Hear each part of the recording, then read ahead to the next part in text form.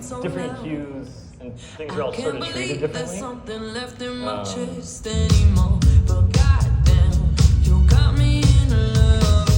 So with her vocal on this, every track, all these, like this is the pre-chorus here, this is like the pre-chorus is split across two too, just because it was recorded in so many different studios. To get the EQs right, I just would swap it to different tracks, EQ it differently, and then it all goes through. I sort of have a similar chain I use on a lot of stuff. So I printed it because it's hardware. So one of the tracks will be an 1176 that I have. One will be an LA two-way track, a stay level, but I actually swapped it for a double lock because it sounded cool like that. So analog, all in chain, again, 1176, hitting it like what, 3 to 1 or harder? Harder. Okay. Like probably 5 or 6. Okay, and then LA2, and then a gate stay level, a retro stay level? Yeah, exactly. And then all that sort of gets fed to a main sort of lead bus, just where doing some brightening, CLA vocals, sounds great. He makes good plugins. Love it. Right? Oh yeah, and then I didn't even realize I was using this wave sibilance one, and it just come out, and I was like, yeah, that sounds good. So in a lot of, and then all sort of effects all go from here. So I'll do a lot of sub-compression, because I try to keep as much of the transient as I can, and then do a lot of the compression with sub-compression. Rather than just crushing everything, it just sort of lets things breathe a little bit more, I find. So lead and BGVs on that, or is that just a lead bus right there? That's just this lead vocal. I don't like to throw too many things to auxes and then EQ that aux, just because then I get confused of like, you end up pushing harmonies super loud that don't need to actually go up 60 dB just because you're compressing it so hard sometimes. So that kind of leads me to a whole nother question about album consistency. You said, first of all, it was recorded in a lot of different places and you had to EQ, which is great, you know, amazing to match that. But then, or she did it in the same mic, or? I mean, she sounds great. Okay. She's a great singer. So it's like, it's pretty easy to make her sound, just like make it sound like a pop vocal, bright and in your face. And you're like, oh yeah, there's Dua Lipa. It's true, she just... So most of it, like, matching was happening in mastering, where it's like, you just get a good sound and then it's... And I was hearing other mixes from the other, like, because, I mean, Josh is an amazing mixer and Spike is an amazing mixer on this. So, like, I heard those mixes coming in too, so we had sort of reference points. Kaz really cared about sort of cohesiveness and just wanted to make sure everything sort of felt the same. So yeah, so like, we definitely were all paying attention to it. So we have, what, like 10... So like these are, some of these are too just from the writing session. Like this is Coffee, he was one of the songwriters. So he's got BBs all throughout. And then eventually it all got beefed up a little bit by this guy in Nashville. We got these, like it just wasn't quite hitting right because there's a guy on 58 sort of doing all these things. And then it got printed and committed and committed and committed, so you didn't really have much control. So this guy Todd came in and did these vocals, which I think are just like sort of high falsetto. Oh, goddamn, you got me. It's doing great, so are you getting pieces as you're moving along here? Like, are things working? When you like, he's like solo it, and you're like, oh yeah, we're kind of committed on all these reverbs and stuff, and to go back and find all those pieces would be... Right, okay. So he's like, oh, I'll get Todd to sing, and then Todd sings on it, and then you're like, oh yeah, that sounds great. So it just beefs it all up for you. But even like the bass changed at one point, because then once Kaz is happy, Stuart Price is another producer on this. So then we'd call Stuart and be like, hop on the stream, and Stuart would be like, oh, you know, like the bass sounds a little programmed. Like I think bass lines through that whole record. And so one of the producers is a bass player, you said? Stuart Price, yeah. Okay. Yeah, he's a very, very good bass player. So that's kind of like the subby part of it. And then I put it up an octave. So you split it out. So he's sending you one track, but you're splitting it out and... So he sent me one, and then I basically just shifted it up.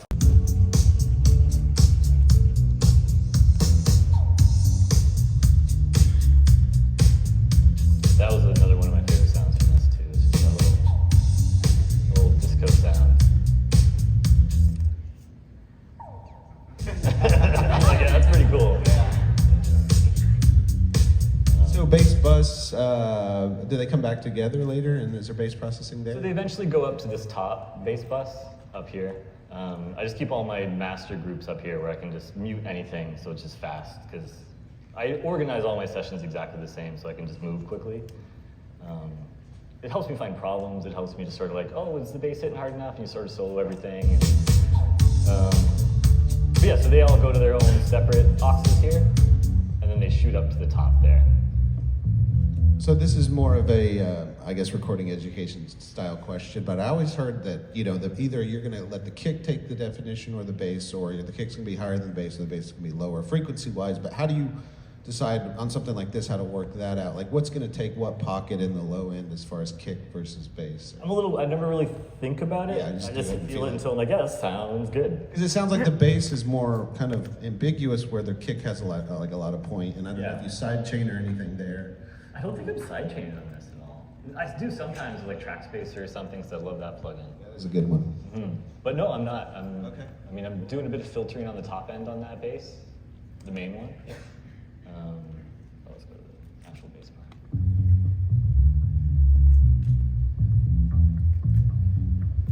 Because it was kind of trying to keep it nice and stubby, like the producers wanted that for sure.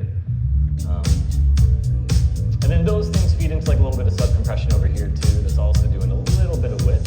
You can see over here I'm doing an R-box, crushing it a little bit. And this is just sort of spreading it out and add a bit of sort of depth on that with the UAD stuff. Is there any chorus on that too, the bass, or I can't? This kind of does a little bit of that. Okay, you're right. It spreads it out a bit and sort of feels a little chorusy, but it's not official chorus. Okay. Let's move back to those drums. I want to talk about those. Oh yeah, for sure.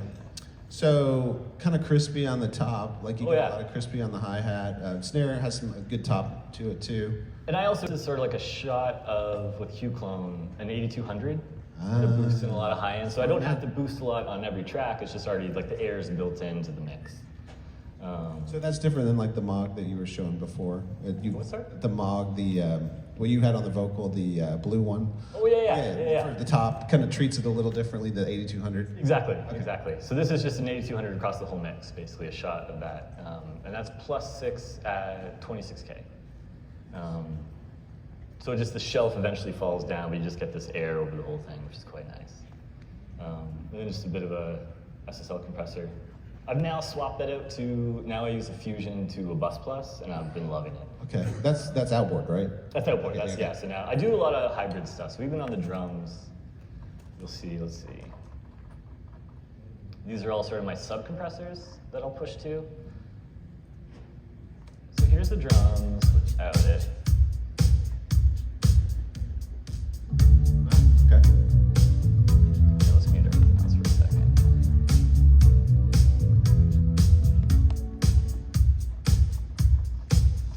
Then again, an R-Box is getting crushed over here. And just snuck it a little bit, right? So it's -13. But you can see I'm riding it on the choruses and stuff just to get a bit of a jump. So all that stuff sort of shoots up and shoots down for the verse and chorus just to get a bit of movement throughout. Pumping, yeah. And then this is usually a bit of a thickener. This is a double lock. You can hear it sort of thicken up that snare. So that's as a aux, like that's mixed in parallel, or that's mixed in parallel. And again, that's sort of like -14. It has the same movements as the other sub-compressors. And then this one is a loop trotter. This is hardware. That's why I printed it. Just adding a bit of like distortion. What is it again? The Loop trotter? Loop trotter. Monster 2. It's a Polish company that makes these awesome saturator compressors. It's been on every mix I've done for like It had some 5-6 years. beef, underlying beef to it all. Yeah, a little bit of beef, a little bit of distortion. Okay. And then I have an electron heat too. That I use a lot to sort of like a bit of bite to the snare. Secret tricks. It's all just sort of like subtle stuff that just will move along, make the drum kit feel like it's And you don't have any phase issues or anything running it through? No, with Avid IOs, they kind of like, they figured that out. If you have to do it manually if you're going to use like an Apogee or anything like that. But with the Avid stuff, it all just kind of locks in. And I still check it all the time and just make sure, but it's pretty dead nuts, which is great. Okay, that's what I was going to ask. Yeah. So I did this. But these are programmed, aren't they? Or are those real? Or is that what? I've dropped some real sounding. Oh, gotcha. It's almost the reverse. Yeah, exactly. It's all programmed, and then, but there's also like sort of real stuff on top. So like some of the kit loops and stuff you'll hear are real. It's usually them in their writing studio doing something. They're like, oh yeah, that feels good. Yeah. Programming on top of that, but that all ends up in there. And then because Hella Good was one of the references, I dropped some like No Doubt samples in there with the snare to sort of make it feel sort of like Adrian's playing along and stuff. So Yeah, so that's a whole nother rabbit hole we could go down. But as far as adding or augmenting to what the production team did, at what point do you kind of say this is my job or this is not my job? Your job's to figure it out. Okay. So if everyone's like, that sounds good, then you're in the right ballpark. And then again, if they want to tweak something, the bad part about Outboard is you're going to have to print it all again, right? But well, so my outboard I don't touch.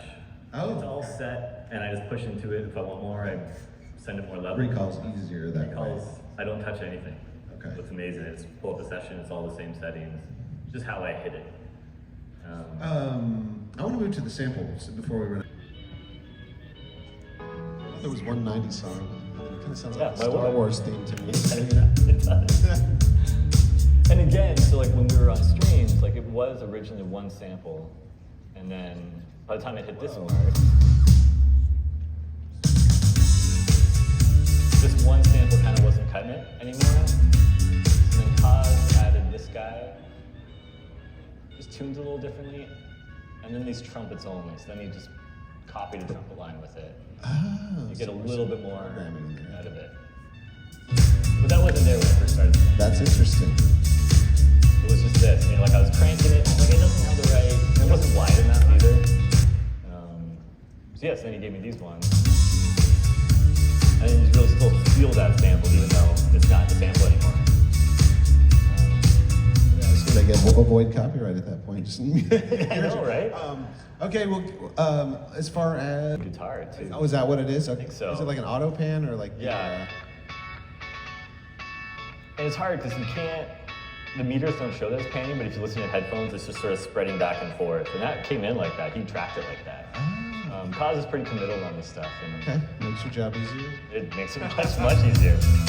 And then like I add, again, it's like sub-compression stuff. So I'm adding a bit of a thickener, which is just like a decapitator. Probably down here somewhere.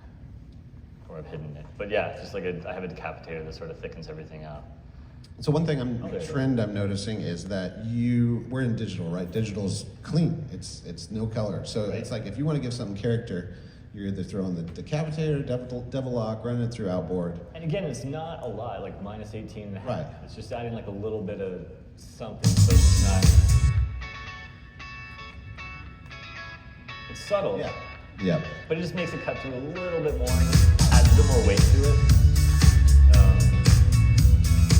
I'll do that on acoustics and stuff too. So like I think I'm setting that in there too.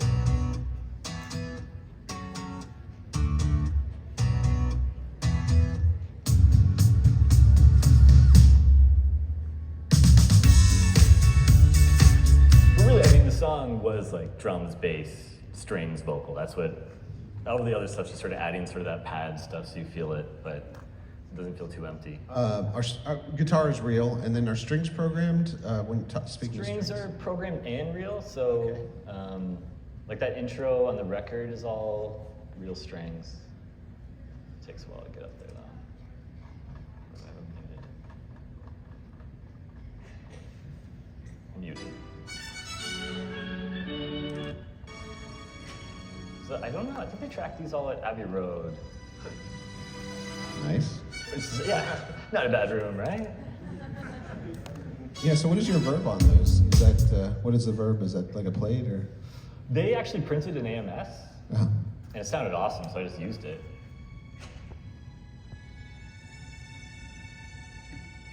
Yeah, that's nice. I think they did it while they were tracking.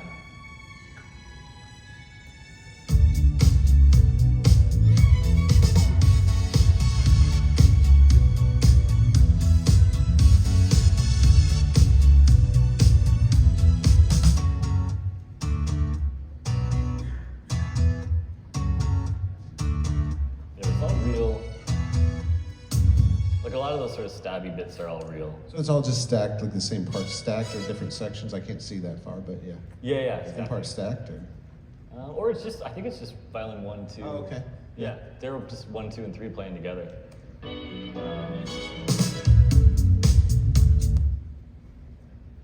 few overdubs. I think these guys were overdubs.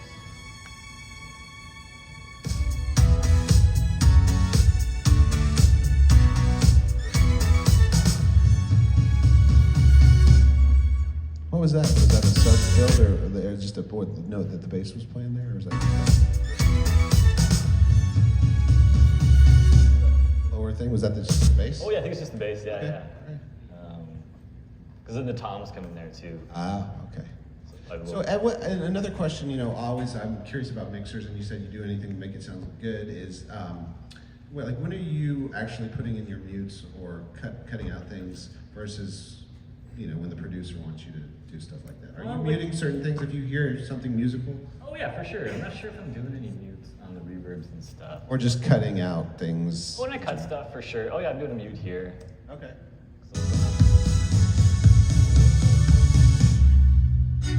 I'll let the delay carry over, but not this reverb.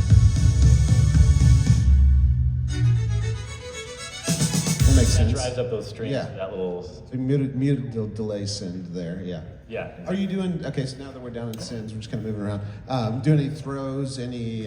Oh yeah, there's one throw. Because they send some effects too, I'm using some of it. They had like a chord reverb that they were using that I liked. All right, let me unmute the vocals.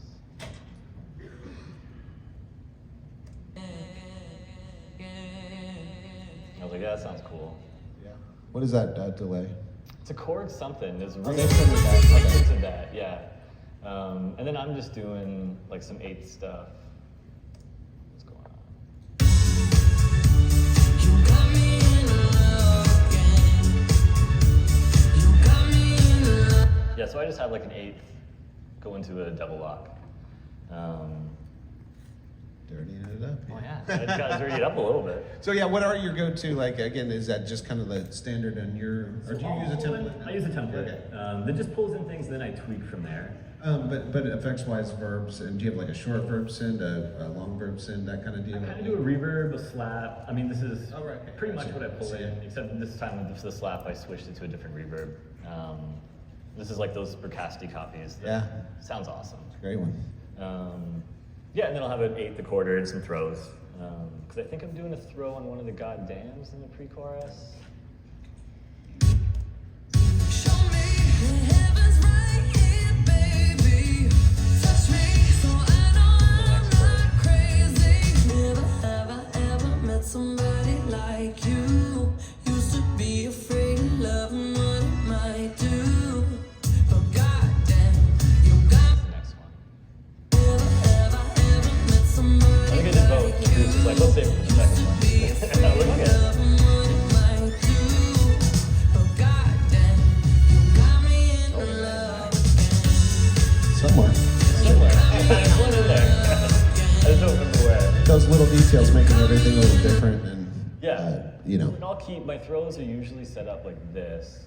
We just have, again, an echo boy going into guitar pedals. Nice. Waves.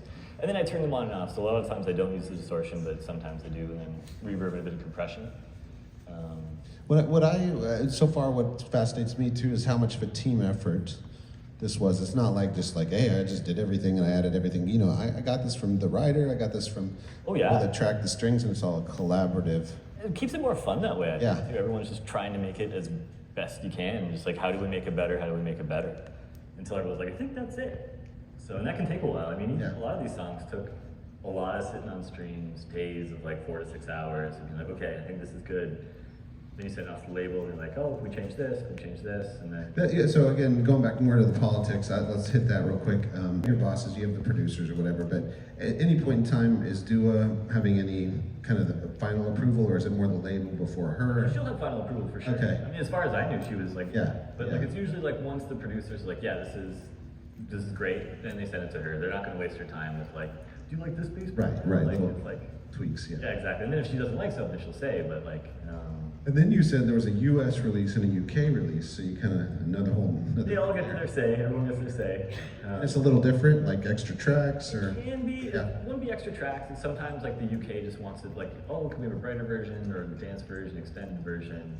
This one had like obviously a radio edit because that intro is like 30 seconds long of just strings. So as it comes up, it's a very long, beautiful, but 45 seconds before. So I think with the cut, it starts at that sort of like little riff started with that fade up to this. Oh, gotcha. That's where like the record version started, the radio edit. And you were telling me a little bit about your mix process. I was asking you, you know, when do your ears get tired? How long do you spend on a mix? And what were telling me? Like, It's about a day and a half until I'm ready to send it to someone. Okay. So, and I'll be like a little bit loud for drums and bass, just making sure that's all hitting right. And then I'm pretty quiet all day. Just sort of balancing things, making sure EQ's right. If you listen too loud, it'll tire you out, and you're not going to hear things accurately. you taking breaks every 2 hours, or what's your to keep yourself fresh? I can be bad at taking breaks. I was better at taking breaks when I smoked. Oh, okay, right, exactly. Every hour. I'll just go. Yeah. And then sometimes I'm like, oh, I've gone down the wrong path for a few hours, and go back to session file backups and listen to 2 hours, and I'll be like, oh, that was actually a little bit better. Or like how this, I'll pull in settings from that, or I'll be like, oh, I'll just start from there. Because I'm always just trying to like listen and be like, have I fucked it up yet? Yeah. Sometimes, yeah, and then I'll go back. So. I mean, it is like you're sitting in a dark room. It's like, you know, it's right. You're the quality. right, you're the quality control. Yeah. So you have to be hard on yourself. Monitoring wise, like what's your studio look like? I know people think, oh, I have to have the latest and greatest, but are you listening on monitors, headphones, both? Mostly monitors. I don't listen to headphones a lot. Okay. I'll check it on AirPods and stuff, like audio movers to my phone and just listen. But mostly on 10s, and then I have the ATCs, the new Mark IIs of those 25s. Oh, nice. Yeah, they're nice. I'm an They're ATC very guy nice. too, so Oh man, I shout love out to it. ATC. And then, so I have a dangerous monitor, the stereo. Oh. So like NS10's that, and then the third one goes to the Coleman speaker selector. Mm-hmm. So I have like those IK iLouds, I love them. Yeah, they are for the small ones, yeah. Yeah. They got a lot of low end, right? A lot of low end, they're punchy, and sometimes you're like, oh, that's what's happening in that, like the punchy area. Like it's really hitting hard, I like that. And then I have the set of those MTMs too from them. They sound better than they should. I'm like, they're great. And then like a few little computer speakers and an Auratone, and I'll sort of flip through all that stuff. And like once I'm happy on 10s and ATCs, I'll check all that stuff and make sure it's feeling good. So at this point, you are mixing, like you're a mix engineer, and when did you make that? Because I know you said you had a long background of tracking and assisting. Well, yeah, and a lot of it's like printed already too. Yeah. Because I committed a lot of things, but here's just like strings and a Right. chorus. I mean, that's what separates the men from the boys. Like it's just so much automation that y'all get into for every move. And like all these vocals were like, you can see I'm still automating breaths, but like these were all committed vocals because I had a bunch of plugins to try to match all these EQs, and that was always moving. And then my session just gets bogged down. I'm like, I need to clear the space. I like this now. I can print it. But so much automation. Like. Next question.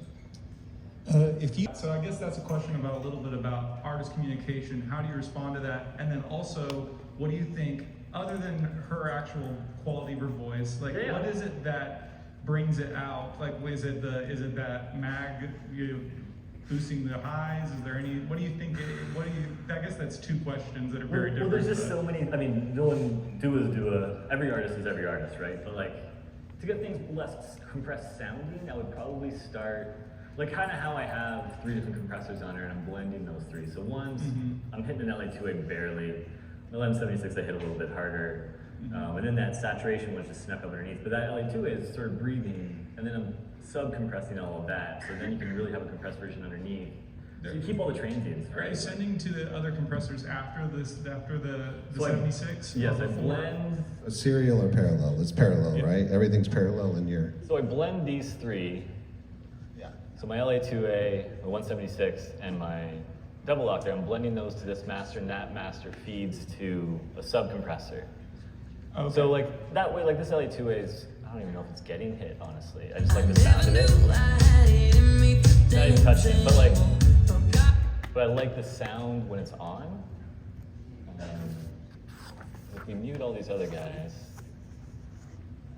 I never knew I had it in me to dance. It's a bit of gain, it's a bit of thickness, You got me in love. but there's no compression. Show me.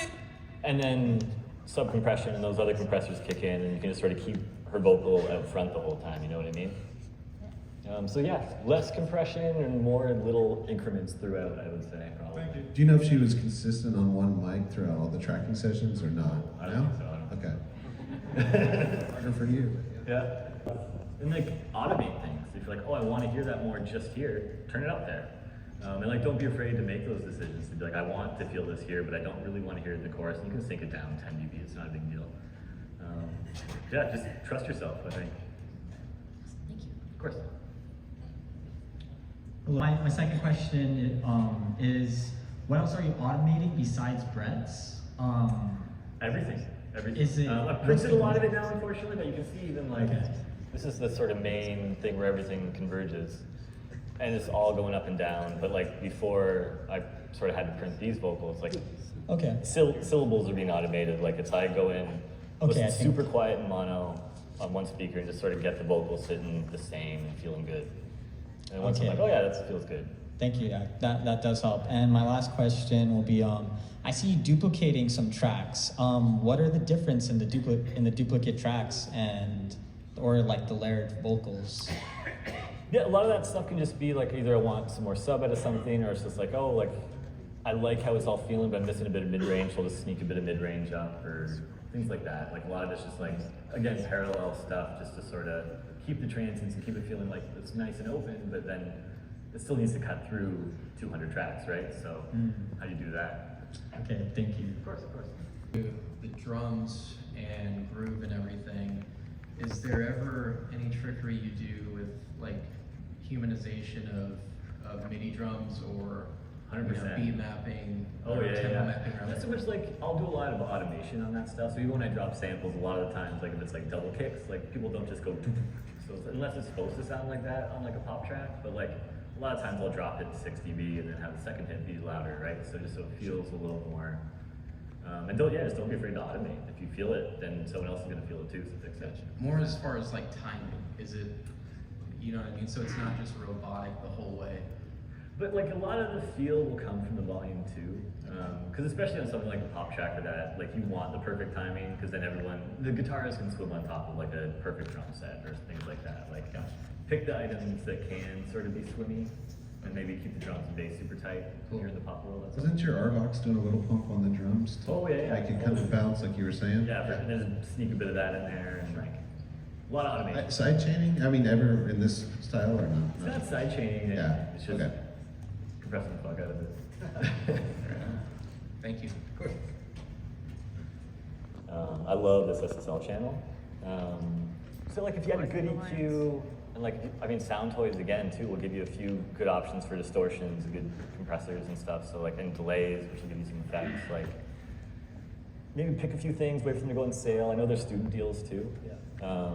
So wait for all that stuff. And maybe like talk to some of the companies here and be like, hey, what kind of deals are you gonna be running soon? And see what you can get, you know what I mean? Like, but just pick a few things and good compressors and good effects, and you should be rocking. Thank you, this makes us insane.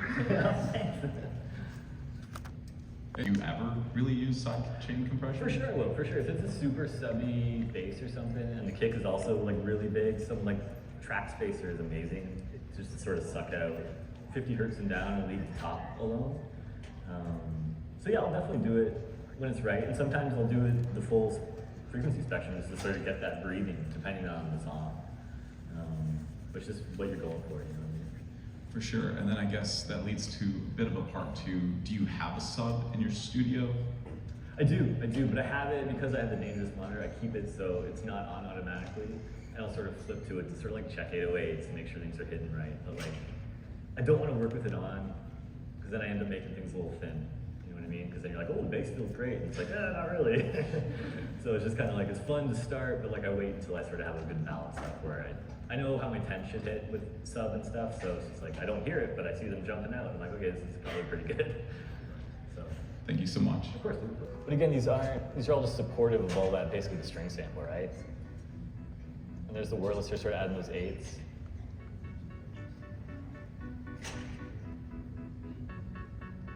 And these pads are really sort of doing that.